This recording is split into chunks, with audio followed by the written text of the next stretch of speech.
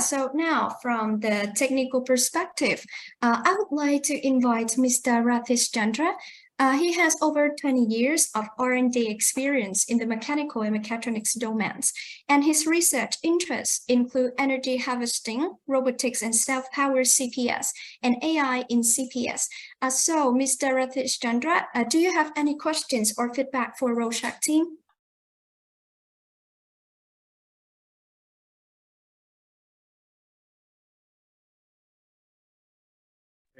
Yeah. Can you hear me? Yeah. Okay. So I have a set of I've gone through the PPT that you have shared with me of both Roshark and InCS. Okay. So I'll just start asking the questions based on the framework for this one.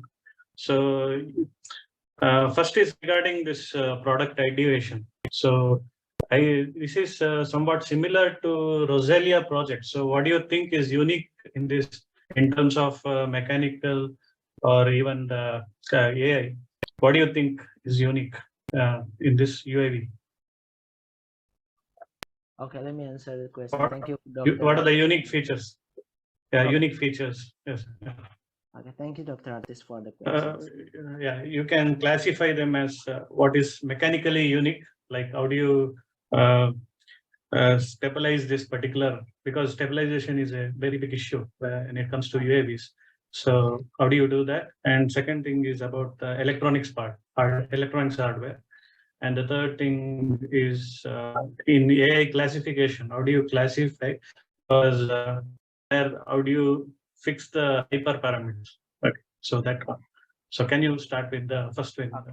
Okay, thank you for the question. Thank you, Dr. Artis. Okay, I will start with the first question. So the unique value or the advantage of our robot, or the, if you see from the mechanical perspective first, we have a simple and modular design. So we design our ROV with small as I can, so it can easily to carry everywhere.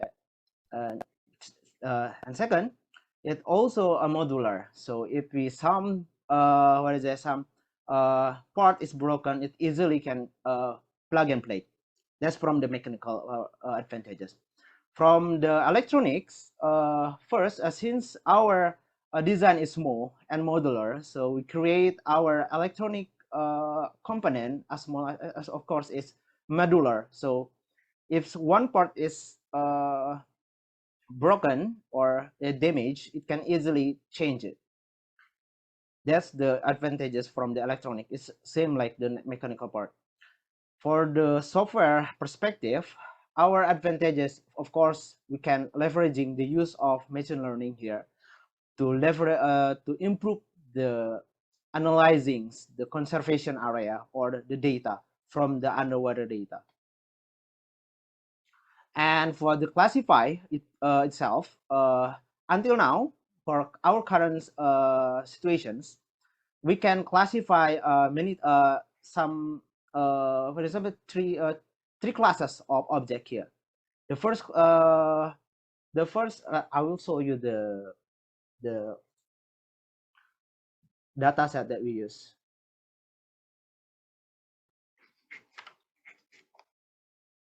So here, so currently we are using YellowFi Tiny. The reason why we are using YellowFi Tiny because it's light enough and it's not too heavy to run in the small computing device such as Raspberry Pi or Jetson. And for the class itself, we can classify the plastics, ROV, and the living creatures. So yeah, for now we can classify these three objects.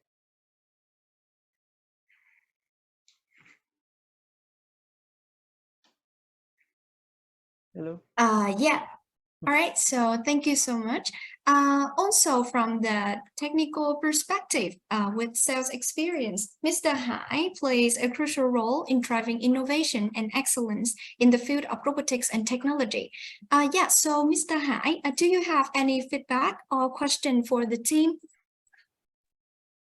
Yeah, hello guys. Yeah, what impressive presentations and a good profile of the team. I have some question regarding the product. I think the first question I would like to ask is um, how long that you expect the robot will stay inside the water. Um, and I mean, I think power and battery could be a critical problem over here. So what with the current electrical design and everything that you want to put into that small ROV, how long it can stay underwater without human interaction? I think the second part I would like to know is, I think even that we design the system so well, there will be some case that the system were so-called um, not function well in the water in the way that you lose control or something. So what happened? What is the protocol that you could design for your RV to handle such kind of situations? How you look at it, and would you need like a diver to go down and find the RV? And the third question is more general questions. At this, I think you already do R&D and a lot of exploration in this field for the last several years. But at this stage, for this specific product, what do you think is the most difficult technical question or exploration that you guys need to break it in order to deliver this product on time? And do you have any kind of plan or direction to tackle that technical question that you can foresee at this moment? Yeah, so I have that 3 questions for you guys. Okay, thank you, Mr. Haidang, for the questions. Let me answer for the first question. So the first question is how long our robot can stay underwater, right? Basically, so I will answer like the general. For the MPV product, our robot can stay underwater up to 3 hours. Compared to the human diver, it only can stay maybe it's 2.5 hours, but our robot can stay underwater more than 3 hours. If the MPV, but if there is any custom request, for example, like we can improve the battery capacity. It's depend on the request. So we can improve the design also so it can load a heavy longer batteries. That's for the first question. And for the second question is how we handle the unexpected situations in the seas, because in the sea we don't know what will happen, right? It's dynamic environment. So in our ROV we design a system like emergency surfacing. So if there is anything that malfunction inside the robot, it's automatically surfacing. So it's like that we design some kind of safety surfacing for that. And for the last question, you asked about what is the problem that we face on the technical, and what is also in the business. Of course, in the technical, we often face a problem in the mechanical, because we are dealing with water. So sometimes mechanical is really challenging for us to deal with. But yeah, until now we still improving our mechanical design. Last, for the business, since our market is segmented, underwater market is really small. That's why a little bit tricky for us to penetrate the market. Thank you. Anything? Actually, I just would like to just to clarify. Just for the first questions, so could I say that at this moment, you guys are aiming to produce the robot that could stay underwater up to 3 hours. Am I correct? It could be more like a specification that you Yeah, need to. more than 3 hours. Okay, it could be, but at least should be 3 hours. Yeah, we said 3 hours. Okay, good. Yeah. I think that's perfect. Thank you. I think with 3 hours, yes, I think it still needs some kind of more like a team or at least a person to watch this, but at least it's not so bad. Yeah, so thank you, Mr. Hai, and also the answers from the team. Yeah, so move to the field of industry. We have Mr. Suvan. He is enthusiastic about using technologies for river and ocean protection and emphasize simplicity, adaptability, efficiency, and durability in his work. So, Mr. Suvan, do you have any feedback or questions for the team? Yes, first of all, it's really impressive. I find robot is really looking good, and hopefully that is really useful for the future also. But number one question is that do you find similar a device already available in the market? Then number one. And then number two is a question about when you work in the water, like what we do, cleaning up the ocean, cleaning up the river, we are going to wear quite extreme environment. For example, in Vietnam, in Indonesia yourself, and in Cambodia, some of the places are really dirty. The water is not really clear enough. I don't know if number two, if the your robot is designed to detect or working in an extreme environment also, given the dusty water, muddy, and the complexity, given all the tree branch, dead tree, all this may be complex for your robot. And also, in terms of the data, have you ever proved your data is practical and applicable to any institution yet? That's all. Thank you. Sorry, I had an issue with the internet because it's raining here. So I'm sorry for that. Just joined. Yeah, that's okay. Yeah. The team, you can answer with for the question of Mr. Suvan now. Okay. Thank you, Mr. Savan, for the questions. So let me answer for the first question is do we find any similar device in the market? Of course, there is a lot of device. Same that we call it ROV or remotely operated vehicle. Many agency or around the world use it for underwater mission and rescue.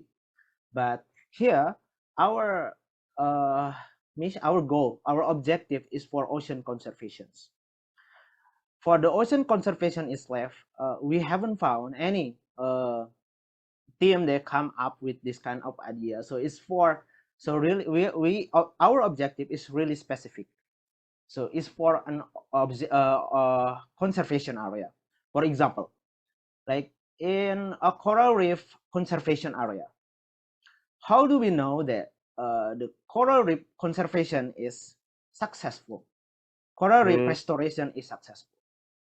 We have to deploy the human diver to check the data, to collect the data. That's time consuming and also dangerous, and it can do periodically. But with our proposed system, we can do it easily, and we can do it anytime, and with the accurate data. Of course, by using AI, we can we can create an effective and also accurate data. That's number one question. Number one answers. The second question is, you are talking about the dynamic environment for the dirty or the like the really bad environment, can we deploy our robot in that environment? Because frankly speaking, that is in Indonesia too, that's a problem. So for that problem, I think it's not our concern. For example, like in the river, of course, we cannot deploy our robot in that dirty, really dirty. We are talking about really dirty river. But now in our workshop, we are also developing kind of a motor or thruster that can operate in a dirty environment. For that, so it will applicable for not underwater robot, but for robo boat, like boat, a small boat for river cleaning, helping human is complementary, not fully autonomous. So it helps human to clean the river. For the last question is, have we proved our our proposed system in the real project or real implementations? Yes, we did. Last month, actually, for the coral reef restoration, we got we got project from government, so we have to deploy our robot and analyze whether this coral reef conservation is success or not uh, by counting how many fish that come to this conservation area. And also we have a project with the government agencies. The project was to record the underwater device is for the weather forecasting device that belong to our government. So we have to record this device and give the report to the government. For example, the current condition in the water. Is it rusty or not, or some? And it's like monitoring. It's more than like monitoring. So yeah, thank you. That's my question. And that's my answer. Well, thank you very much. Really precise. Thank you. Yeah, so thank you so much for for the questions and also the answers. Yeah, and also for the business perspective, we have our judge, Mr. Andre, with passion in breaking down barriers that hinder organizations in challenging markets for reaching their full potential. So, Mr. Andre, from this side, do you have any question or feedback for Roshark team? Sure, thank you. So first of all, let me congratulate the team for the great pitch and the innovation that they are trying to bring into this field, much needed although. So I have a question. Actually, I can address many other questions in terms of the commercial side of the project. But let me just give you a little bit of feedback in terms of market research. So although the pitch includes some mention of market research in the project initiation phase, there is a lack of information about the size, the potential size of the market itself, the competitors, and even the potential customers. And that actually brings me to the question itself, which actually it surrounds the business model of what you're trying to achieve. So there is a need for more information about how this product will generate revenue or can provide a return on the investment. So is the team intending to sell the robots to offer maybe cleanup mapping services of the ocean, or maybe they want to follow a different model? Clearly, I could understand that you are trying to achieve a data monetization type of model, but on this side, how are these data sets going to happen? So the robots clearly will gather a significant amount of data. Data is gold, as we all know it. So during this operation, the debris location or all these type of waste and even the mapping of the ocean clearly will be quite significant, right? So this data could be valuable for researchers, for governments, for corporation, and anything that you can think of.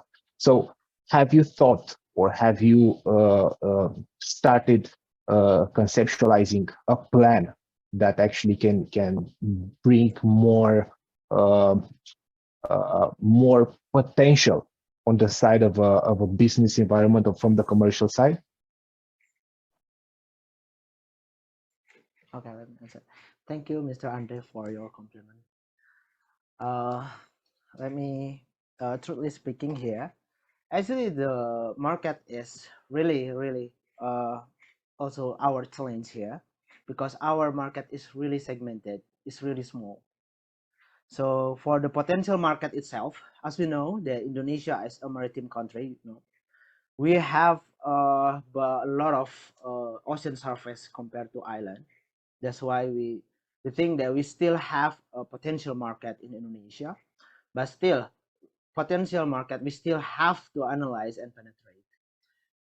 For the business model itself, for example, here we are monetizing the data. For example, we try to sell the data, example, to government. We rent our robot to government, so they collect the data by their own, and after that we monetize by using the AI. How we monetize here?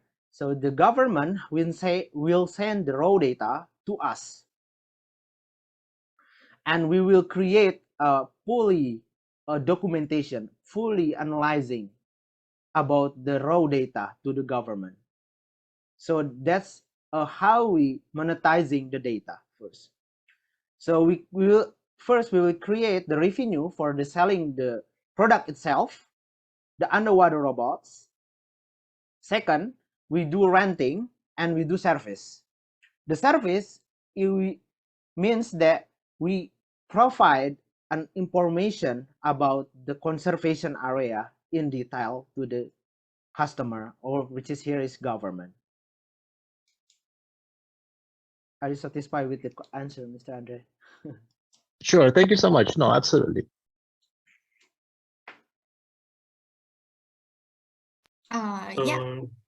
can I ask some questions? So Mr. Ratish Chandra, please, if you Yeah. have any questions.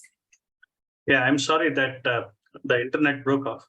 So I have a few questions regarding the technical part. One thing is regarding the AI classification. For example, when you are classifying the debris as the marine life within the ocean, you know that the visualization is very very opaque environment. You won't get a very clear classifier like as you do in the land, right? So how do you classify? What are the things that you are doing there? And you get a lot of false positives also in that case. So how do you classify the images? Do you use any techniques? What do you use actually? First, let me answer. Thank you for the question. First, as we are using the really specific camera here. We are not using like basic camera that are available on the market. So we are using like aquaculture camera. So it's really for underwater purposes. First, we are use different hardware. Second, since we are working on the shallow water here, for example, like coral restoration, usually between depth like 50 or 10 to 50. So this camera can work fine in that depth. So to classify, we also perform some image. So there is image calibrations to improve our classifications. So how do you reduce the false positive? Because it will detect something else has the debris, which is actually so there is a loss there. We also currently yes, that problem. The false positive was the living creatures. Sometimes we sometimes we detect a human, but there is say that it's living creature like fish or something like that. That's why we have to improve the model. Okay. So what is your plan for training the AI? How many data sets you are trying to? Of course, for the data set itself, for current situation, we are using the available data set from the internet. So for the futures, we will create our own data set, of course, for Okay. improvement, and based on our problem, and we will also improve the computing device and apply some extra algorithm. For example, like not only CNN, because there is a lot of models for such as like GCN. So we will try to leveraging another type of machine learning. Okay. Are you trying to introduce sensor fusion, like Sensor fusion. because you can't cannot rely only on the lidar? Are you trying to use lidar? Or, No, we are not using lidar here. We are using radar. So now here we are talking about the solar water case, right?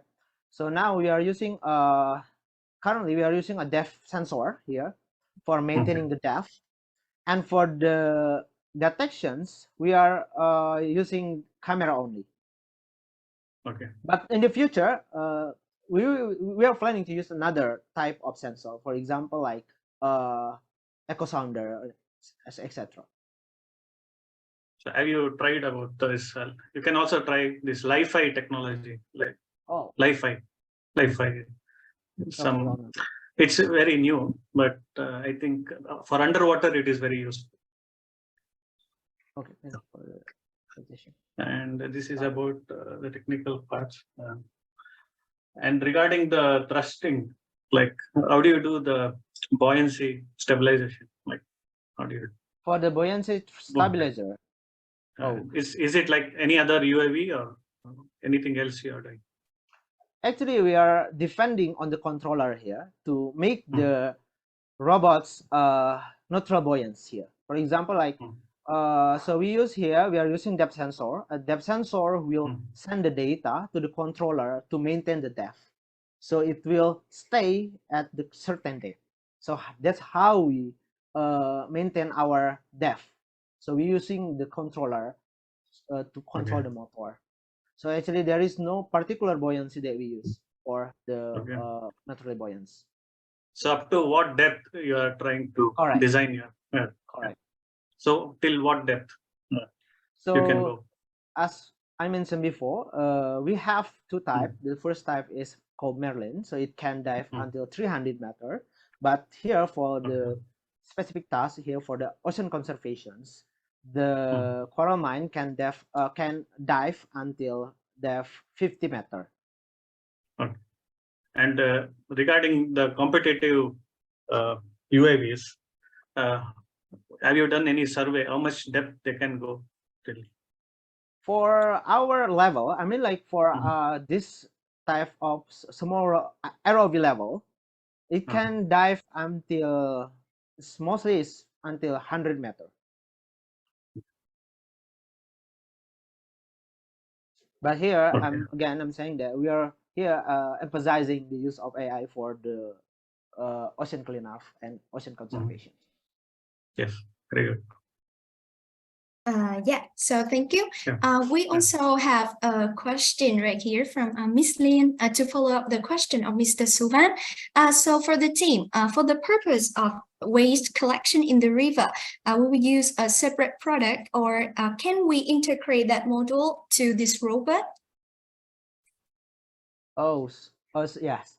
So actually, for our robot, is only to help as I said before, is for complementary product.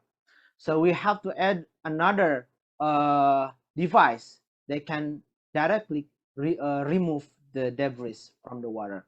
So actually, our product can be easily connected or combined with any other robot. For example, like boot removal or something. It can be useful for that. Oh yeah. So yeah. So this is more of an information robot. It's just give only the detection and information. Correct. And collection of data. Okay. Correct. So just to clarify, you mean that the solution you are proposing is a complement component for another robot? It could be complement for another robot and for human. So what is the main function of this solution, the AI module to Okay, can you let explain? let me give you an example. For example, here for in conservation area, right? We're talking conservation area. In the world, there are a lot of sea turtle conservation area, and the government require the data how many sea turtle they come to the land. So we can use the use of AI to count how many number of sea turtle they come to the land. That's for the use of government data. The second is can be used for the as I said coral reef restoration area. It can measure is the coral reef restoration is success or not. So it don't require a diver to collect the data. Yeah, but the question is, so the solution you are proposing, can it function independently, or is it dependent to another product It's outside of independent. this I'm so sorry. provision? So it can be dependent and dependent. It's depend on the situation, but it can it can independent. It can autonomously operate. So there is no actually can run by itself by use. Yeah. So what do you mean by complement component? Complement means like it can useful for a human. I mean, like for example, like in the conservation area, it can be a lot of trash there, debris. So we can use our robot to detect and locate where is the debris, and we create a map. And for it can be, and after that, the map can be useful for a human for future removal, effective removal. That's what I'm intended to. What is it? What I'm intended as a complement.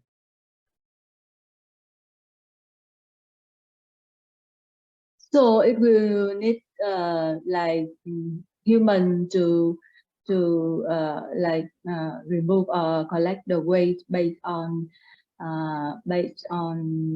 so the information from the tool.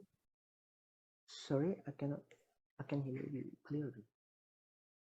Yes, Can you repeat this? because I'm a little confused. So, your tool have to collect some information, and based on that, some staff will have collect the waste or something from the information from your tool. Because I'm still not, I'm still confused about the complement point you mentioned. Okay, as okay, I was complements. It means that it's a partner, like a partner. Let's say partner. It's a partner for human, partner for another robot. Partner means it can do collaborations. It can do collaboration. It can independently do the job, do the task.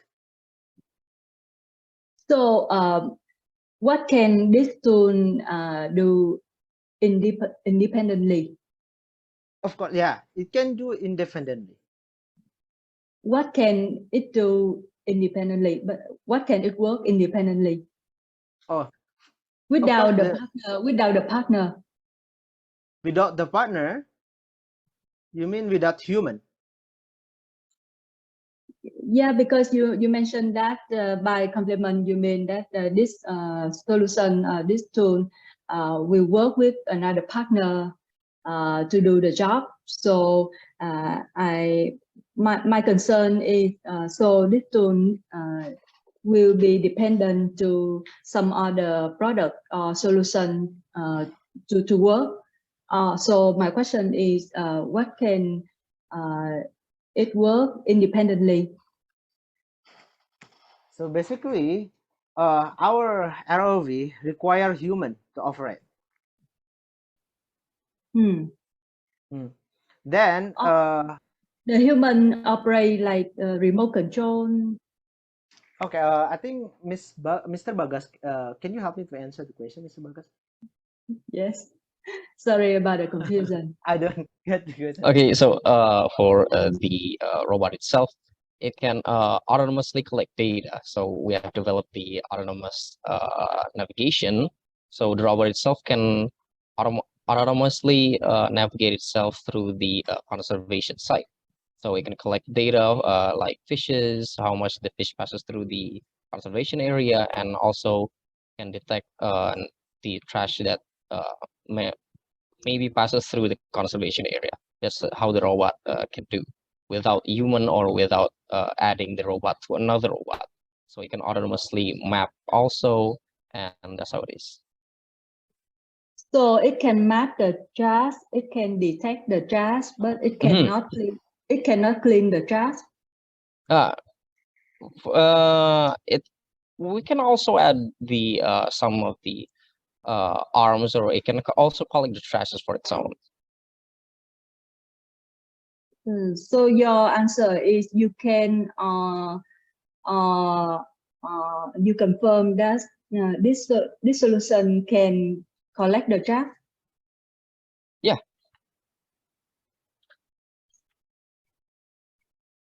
Yeah. So my question is this a possibility or is it a feature of this solution? Please confirm.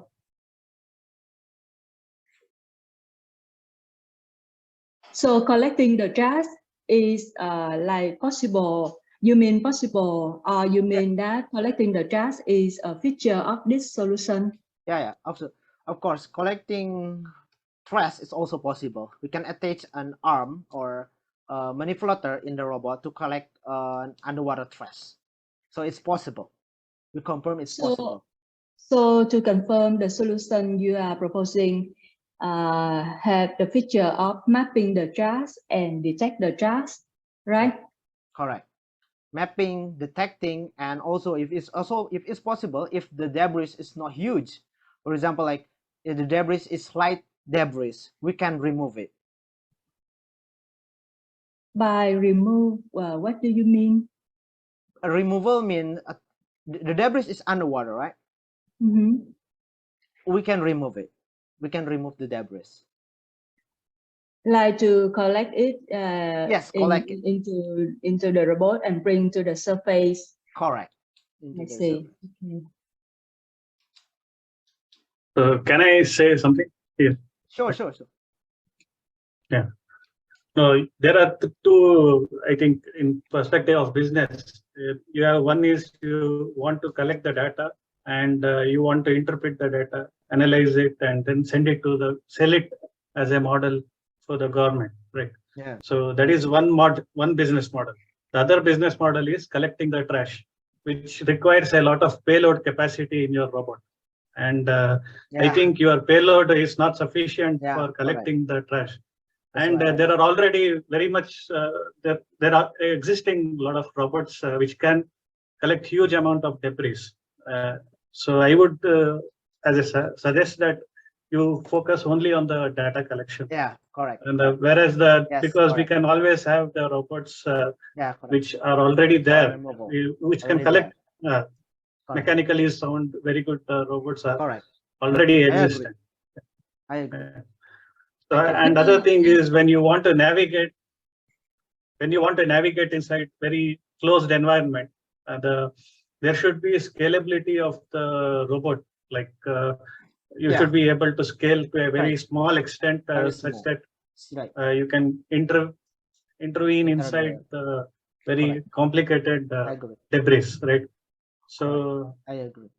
So either you have to build big, or else you have to build very small, such that you can get inside the debris very easily and navigate what all things are there, right? So I don't know, like you have to be very clear where you are, where you want to go. Yeah. Sorry. Can I bring to the discussion one point from the perspective of the DAO of the community? Because the idea is we have a robot solution that in the commercialization implementation phase, we will bring the community together, bring the DAO together to help implement the solution, to help clean up the waste, clean up the ocean. So if we just have a solution of like data collection, mapping or detecting the trash, I am thinking from the perspective of the community and commercialization. What can the community do with that solution? Yeah, actually, it's just to complement your thoughts, Ms. Lin. I have also some concerns in terms of scalability and even maintenance and durability of the project itself. So while the pitch includes plans of manufacturing, there is actually no indication how easily this robot can be scaled up, or what will be needed to achieve large scale production. And this I think it's one key important fact in terms of how you address maintenance and durability of what's happening with the robot, given the harsh conditions of the ocean environment, right? So it will be useful to know how this robot is lifespan is expected to be, and what are the maintenance costs and needs for a project like this.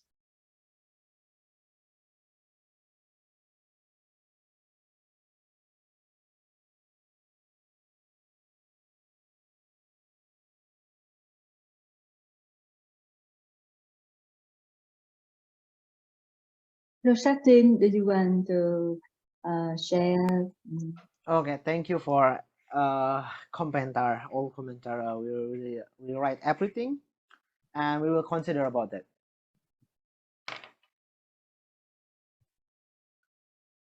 Yeah. So with all of the sharing and the suggestion and also the questions from the judges, one more time, thank you so much. And also thank you from the perspective of Miss Lin. Yeah, so for Roshark team, please